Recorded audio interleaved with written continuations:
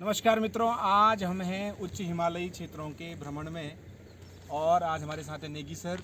ये शिक्षा के क्षेत्र से जुड़े हुए हैं और ये काफ़ी वर्ष फॉरेस्ट में भी रहे हैं और इन्होंने कई विशेषज्ञों के साथ काम किया है। इस उच्च हिमालयी क्षेत्र में जब हम भ्रमण कर रहे हैं तो यहाँ पे एक सुंदर वातावरण हमें दिखाई दे रहा है। कई अच्छी लोकेशन यहाँ पर है और काफ़ी मात्रा में वन संपदा भी यहाँ पर उपलब्ध है। तो नेगी सर से मैं एक प्रश्न पूछना चाहूँगा कि नेगी सर, आप ये बताएं कि पर्यटन के क्षेत्र में या इस वन संपदा का हम गाँव की आर्थिकी को सुधारने के लिए किस तरीके से उपयोग कर सकते हैं। नेगी सर, देखिए, जो हमारे पास ये उत्तराखंड में अकूत वन संपत्ति है, ये हमारे लिए आर्थिकी का भी काम करती है।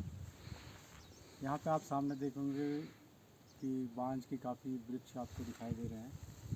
इनसे एक तो हमारे लिए चारा पत्ती और झूला घास एक निकलती है, तो हम उसका दोहन करते हैं, जिससे हमें आर्थिकी प्राप्त होती है। एक अच्छा रेवेन्यू सरकार को भी उसके द्वारा जाता है। और दूसरी ओर जो बांज का वृक्ष है, ये दूध देने वाली दुधारू गायों के लिए, या जो हम यहाँ पे पहाड़ी क्षेत्र में पालते हैं भैंस, उसके दूध में की गुणवत्ता को काफ़ी हद तक बढ़ाता है। एक तरह से बहुत अच्छा फीड इनको जानवरों को इसके द्वारा मिलता है। और पशुपालन में जैसे बकरी पालना, और जो बकरी के द्वारा आप आय प्राप्त करेंगे, वो भी उनकी आर्थिक को बढ़ाएगा। रही बात पर्यटन की, तो अगर इस तरह से जो सड़कें अगर हमारे दूरस्थ गांव तक जाती हैं, तो निश्चित रूप से सड़कों के द्वारा संस्कृति का विकास होता है। और सड़कें जो है ना, मूलतः सामाजिक विकास का कार्य करती हैं और संस्कृति का वाहक है सड़कें। कि एक जगह से आदमी दूसरी जगह की संस्कृति जब जाता है तो उसकी संस्कृति को भी बहुत अच्छी तरह से वहाँ की संस्कृति को जान देता है। लेकिन अगर हमारी पहुँच ही ना हो उन गाँवों तक, तो हम कैसे एक दूसरे को जान पाएंगे। जैसे हम देख रहे हैं ना, जैसे बॉलीवुड की जो फिल्में बन रही हैं, उसमें जो लोकेशन होती है उसको देखने के लिए आप यहीं पे देखिए, ये सामने इतनी अच्छी लोकेशन है, लेकिन यहाँ पे सरकार द्वारा कोई भी इंफ्रास्ट्रक्चर तैयार नहीं किया, तो दूर का आदमी यहाँ तक वो पहुँचे कैसे। सबसे पहली पहुँचने की समस्या खड़ी हो जाती है।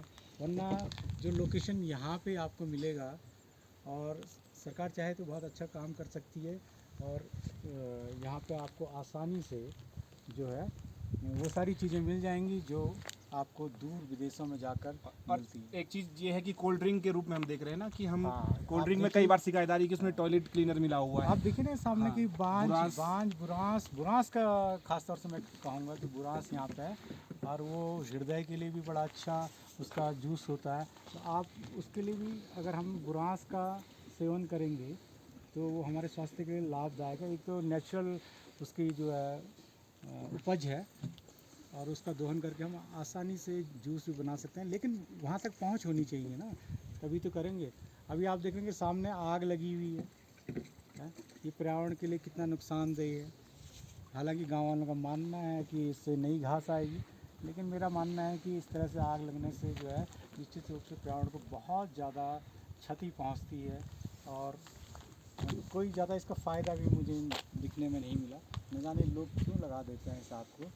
और बस जैसे शहरों में जनसंख्या घनत्व तो बहुत ज़्यादा है, यहाँ जनसंख्या घनत्व तो बहुत कम है, इसीलिए तो यहाँ का वातावरण इतना शुद्ध और अच्छा स्वस्थ वातावरण है कि यहाँ पे एक तो शहरों की जैसे आपाधापी नहीं है, जनसंख्या भी सीमित उसमें है।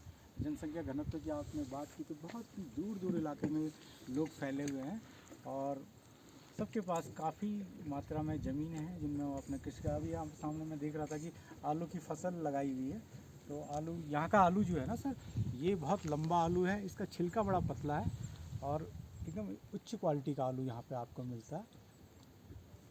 तो बहुत बहुत धन्यवाद नेगी सर, आपने हमें जो है इन चीज़ों के बारे में बताया। तो फिर नेक्स्ट वीडियो में हम आपके सामने किसी दूसरे व्यक्तित्व को लेकर के आएंगे। तब तक बहुत बहुत धन्यवाद।